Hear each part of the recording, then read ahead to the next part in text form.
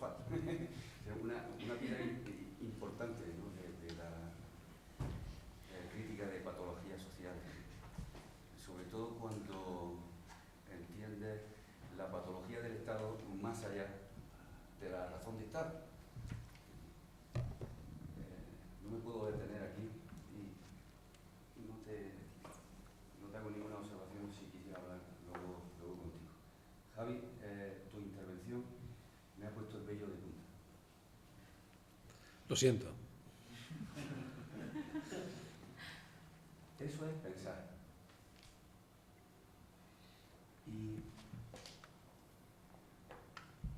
te voy a hacer una preguntilla. Dado que entre todas las cosas que has dicho, ¿no?, una de las más lúcidas es que estamos perdiendo la capacidad de pensar por ese aturdimiento, ¿no?, por ese regreso a lo animal. Qué coincidencia, ¿no?, que habíamos estado leyendo cosas parecidas.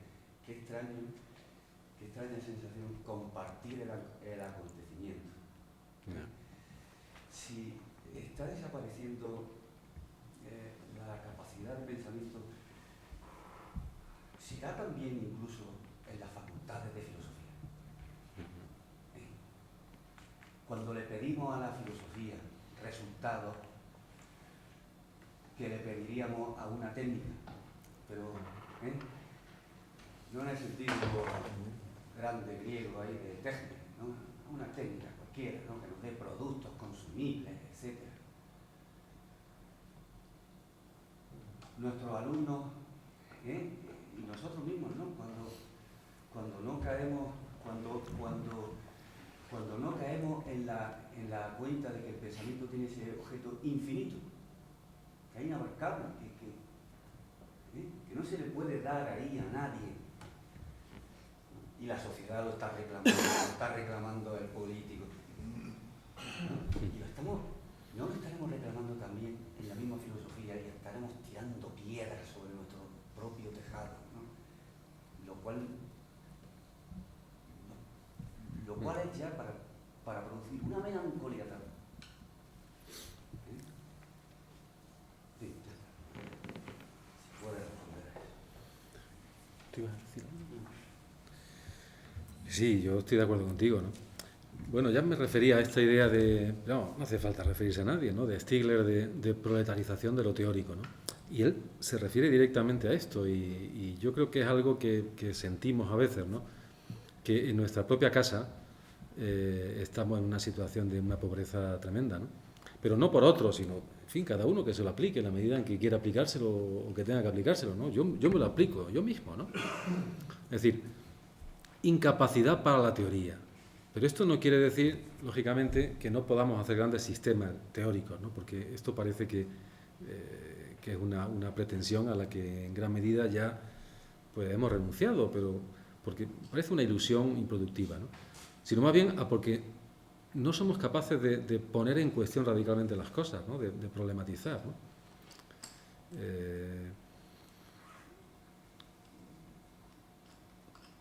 Quizás aquí habría que pensar en términos, pues muy, yo no sé si muy negativos. Esta mañana Álvaro se refería a esto, ¿no?, como una concepción radical de la filosofía, que se entienda, por tanto, como ontología, ¿no?, pues quizás está abocada o condenada a un negativismo excesivo.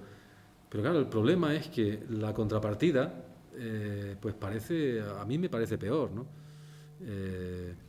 Y entonces, si la filosofía tiene que estar en instituciones, ¿no?, y no debe, y por tanto, y no quiere renunciar a lo mínimo que le permite seguir llamándose filosofía, pues me parece que a la fuerza tendría que asumir un cierto carácter contrainstitucional, ¿no?, sin que eso signifique irse a las barricadas, ¿no?, sino mantenerse firme en una renuencia, en una intransigencia, por tanto, en una problematicidad que difícilmente da frutos inmediatos, ¿no? Y yo lo pienso también, sí.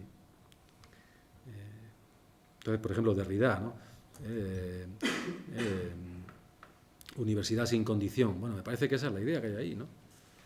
Una universidad que tenga una especie de corazón filosófico, aunque él no lo dice así en ese lugar, ¿no?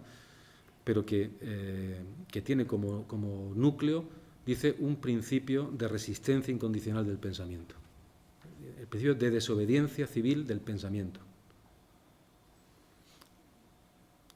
Claro, entonces hay que ver hasta qué punto esto es algo positivable, ¿no?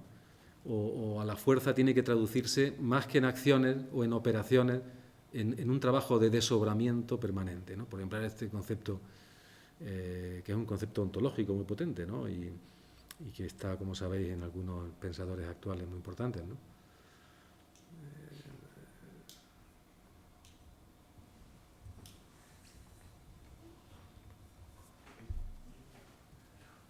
Si hay alguien que no pide la palabra, yo me callo. Hasta ahora no hay nadie más de abrir. Por alusiones a lo que a mí quisiera volver a insistir un poco para aclarar mi punto de vista de la mañana, que viene bien a raíz del proyecto que nosotros hemos iniciado, ¿no? Que era un proyecto que habla de patología. Entonces yo creo que la denuncia de la patología se tiene que hacer siempre desde una concepción normativa de la salud. Esto es una tesis que yo sostengo, ¿no? Porque entonces, si en otras circunstancias, pues realmente podemos caer también en un vacío de un pensamiento absolutamente negativo, que era lo que yo decía esta mañana. Yo creo que la negatividad, por supuesto, es la negación a aceptar lo dado. Eso es un elemento, parece que esencial de ese carácter crítico que siempre ha tenido la filosofía. Pero a mi juicio, ese modo de pensamiento negativo aplicado al tema nuestro, por supuesto, de nuestro proyecto, ¿no? El proyecto habla de patología. Yo creo que difícilmente se puede denunciar una patología si no se tiene un concepto de salud. Si no, estamos haciendo un uso del concepto, parece como si estuviera girando en el vacío, ¿no? Como una pieza que la sacas de una máquina y la pones a funcionar en un orden de cosas donde no funciona. ¿Comprende lo que te quiero decir? Porque entonces todo es patología. Es un poco lo que yo no sé si esta mañana me hice entender, ¿no? ¿Comprende lo que te quiero decir? Es decir, que la negatividad permanente me parece bien, pero claro, yo creo que es necesario también unir esa denuncia crítica, ese rechazo de lo existente, a un elemento positivo que permita luego discriminar entre grados de patología, por ejemplo. No sé si... Sí. Bueno, yo estoy de acuerdo contigo, ¿no? Lo que pasa es que es un problema que no tiene fácil solución. Y me parece que en parte el problema radica en que la situación en la que un médico está con las enfermedades, ¿no? Con los síntomas que busca en un enfermo que va a la consulta o lo que sea, no es muy parecida o no es del todo, en fin, puede ser análoga, pero no a la nuestra, diagnosticando enfermedades, digamos, de la civilización o de... Pero la palabra patología es una palabra negativa. Sí. El rechazo, que yo no veo la manera legítima conceptualmente de usarla, no por mi ignorancia o por mi manera de pensar, ¿no? Mi egocentrismo intelectual, a lo mejor no salgo yo de ahí, ¿no? Y por eso yo aprendo mucho de vosotros, lo digo sin la más mínima ironía, lo digo con toda con el corazón, pero yo pienso que el concepto de patología solamente es posible desde un concepto de salud. Porque el médico dice, usted tiene la presión alta. Usted prescribe unos fármacos porque cree que el nivel de tensión que tiene, o el nivel de colesterol, o el nivel de lo que sea, pues no se ajusta a lo que debe ser. No concibo el uso del concepto de patología sin una idea ideal normativo. ¿Sabes? Por eso yo pienso, insisto, en la idea de que, claro, si no todo es negativo, porque vivimos en una época negativa, en una época desastrosa, una época de crisis, nunca hemos tenido una época, yo pregunto, ¿qué época ha sido mejor que esta? ¿Cuándo ha funcionado el pensamiento mejor que ahora? ¿Cuándo ha habido más dosis de libertad que ahora? ¿Cuándo? Esta pregunta que parece un poco ingenua, quieren volver la quiero traducir, yo no quiero que se me diga la antigüedad griega, ¿entiendes? Pero creo que el concepto de patología, si pierde su vinculación con el ideal normativo de la salud para el pensamiento, porque tú has tocado en tu exposición muchos elementos, creo yo, que normativos. Porque tú has denunciado un mal funcionamiento del pensamiento, una pérdida de determinadas facultades, has hablado de animalización, ¿qué es lo que te digo? La verdad que no me siento muy lejano de muchas cosas que has dicho. No sé quién quiere hablar, ¿no? Yo no estaba pensando, sí, un momentillo, una pequeña cosa, ¿no? En una línea de Hannah Arendt, creo que del ensayo que es la autoridad, ¿no? O que es la educación, en las que creo que la crisis de la educación, ¿no? En las que habla de la dificultad de la educación actual, ¿no? Y fíjate que la manera en que cifra lo que podría considerarse que es una patología, ¿no? Ella habla de crisis de la educación actual. A mí me parece importante porque conecta bastante con un tipo de diagnóstico que me parece filosófico y ontológico. Ontológico, por supuesto, una ontología de los acontecimientos, del presente, no una ontología metafísica, ¿no? Dice, a ver, la dificultad es el problema de autoridad que tenemos hoy día, entendida la autoridad como la capacidad de los adultos de comprometerse con el mundo que a lo mejor ellos no han creado, ¿no? Ellos lo han heredado también, ¿no? De comprometerse con él, de afirmarlo ante los nuevos, ¿no? Y decirles, mirad, este es el mundo, os lo vamos a explicar un poco, y os lo cedemos para que vosotros, si podéis, lo mejoréis, o lo transforméis, o lo reinterpretéis. El mundo, si no fuera por la reinvención que cada generación hace de él, se agotaría, ¿no? Esta idea de que el mundo no es mundo si no está abierto, me parece que es esencial y que ahí hay un criterio normativo, cuidado. Pasa que es un criterio normativo de un carácter tan poco visible o tan abstracto o tan radical que difícilmente se puede positivar de modo concreto, ¿no? Pero la salud del mundo, ¿cuál sería? Pues sería la posibilidad de que el mundo pueda ser reinventado por los que vengan después que nosotros, ¿no? La crisis de la educación, ¿cuál es? Dice Arendt, pues que los adultos no hacemos esto, lo que nos toca hacer, que es entregar el mundo en condiciones para que lo reinventen ellos. Y decimos, mira, esto no tiene ni pies ni cabeza, esto no hay quien lo entienda, así que apáñatelas tú. Hay una línea que exactamente dice esto Hannah Arendt, ¿no? Los mayores dicen a sus hijos, mira chicos, este mundo no lo entendemos nosotros, no sabemos cómo hay que vivir, qué hay que hacer, así que intentad hacer lo que podáis, pero no nos pidáis nada. Me parece que hay una idea de normatividad muy diferente ahí, puede que esté también, ¿no? Pero es muy difícil que la normatividad se traduzca en cosas mucho más concretas, ¿no? Y ese es el trabajo de la filosofía, es que me parece que no es... Por eso que la filosofía pueda dar recetas políticas o decir la verdad que los políticos tienen que seguir. Yo creo que es una pretensión que históricamente se ha revelado fatal, ¿no? No digo que sea lo que tú planteabas esta mañana, ¿no? Pero me parece que sí que es una cierta tentación que a veces desde la filosofía se tiene, ¿no? Que la teoría tiene que dar la solución de los problemas, por ejemplo, políticos o de otros tipos, y que por lo tanto el filósofo tiene que seguir legislando socialmente, etcétera, ¿no? Y quizás, ya, eso es muy platónico, claro, y es lo peor de Platón, ¿no? Quizás.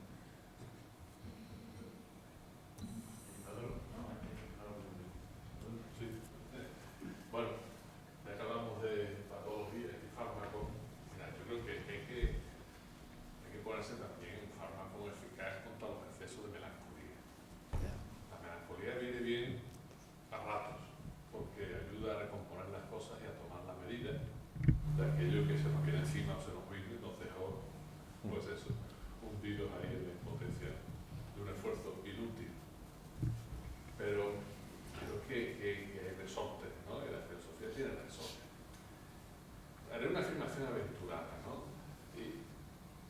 hasta los autores más negativistas no hacen solo negar. Hasta Cioran mismo, que se queja de haber nacido, pues también tiene su vector propositivo. Nietzsche se podía haber quedado en el diagnóstico del nihilismo, y punto. Y sin embargo propone otro nihilismo para combatir al malo, al nihilismo negativo, ¿no? Y me acuerdo de Jorge Mediador, en la dialéctica negativa, cuando se ponen ya trágicos porque no ven salida. Pues aún siguen diciendo que la tarea no es conservar el pasado, sino realizar sus esperanzas, y a ver cómo. Junto a eso, pues es verdad que la teoría es impotente. Es una afirmación de Asper, ¿te acuerdas? La teoría es impotente. Hay un componente de impotencia en la teoría, porque no solo, y además si se pretende la aplicación directa, que vais a mencionar, con que el filósofo gobierno, por ejemplo, no quede la solución. Es un desastre. Ahora, una cosa es ser consciente de los límites de la teoría en cuanto a su impotencia respecto a la transformación de la realidad, y otra que no tenga nada que decir respecto a la transformación de la realidad. Ya que he mencionado a Stigler, tú lo conoces bien, vamos, en algunos momentos no es solo militante, sino combativo. Es decir, el Etat de Shock es un libro militante, vamos, está invitando también a que incluso de la misma academia se acometan lo que se pueda según la escala, ¿no? Yo creo que la cuestión es dar en eso, en la escala, en la medida, de ser consciente de que se puede hacer en nuestro caso desde la filosofía frente a estas patologías. Muy interesante la tesis que ha defendido con toda esa cobertura, ¿no? Es decir, la realidad en definitiva no es compacta y hay espacios e intersticios, y justamente la pretensión sistémica es cerrarla, pero quedan huecos porque es inabarcable por mucho que lo pretendan. Es inabarcable, quedan siempre esos huecos. Y habrá una industria cultural que sea muy dominante, muy positiva, muy hegemónica, pero lo que quiera estar por un lado se desata por otro. Es verdad que hay momentos donde lo totalitario se impone, pero como la imposición totalitaria de la realidad es tan compleja que genera contradicciones respecto a ella misma, al final pues surgen esos espacios transicionales. Me parece una tesis muy realista, no diré optimista, ¿no? Una tesis que permite trabajar. Detectemos los espacios transicionales. Eso, la verdad es que me resulta muy sugerente. Y luego respecto al Estado, Juan, una cuestión es cómo ver la situación paradójica actual. Es decir, los estados estamos, pobrecitos, mira, me toque. Todos, no soy ni uno, claro, ¿por qué? Porque el mercado les puede y los tiene acogotados y a nosotros de camino. Claro, la paradoja es que en esa situación de debilidad, los estados se convierten aún en más patógenos, en más neuróticos, es decir, que el estado débil machaca más a los ciudadanos, lo cual implica una dinámica autoritaria, claro, débil frente a los arriba y fuerte con los abajo. Sería un poco la paradoja actual que también obligaría a revisar un poco pues, ciertas concesiones, ¿no? Los estados como estructura política están muy debilitados, ¿no? Y además la soberanía cada vez es más mítica. Y sin embargo pues se hace valer justamente por las vías a veces eso, más deshumanizadoras, ¿no? O deshumanizantes. Vale. Yo iba a decir únicamente que estoy de acuerdo con eso de la melancolía, y Foucault acuña una expresión con la que él define su actitud, a mí me gusta mucho, que es la de pesimismo hiperactivo.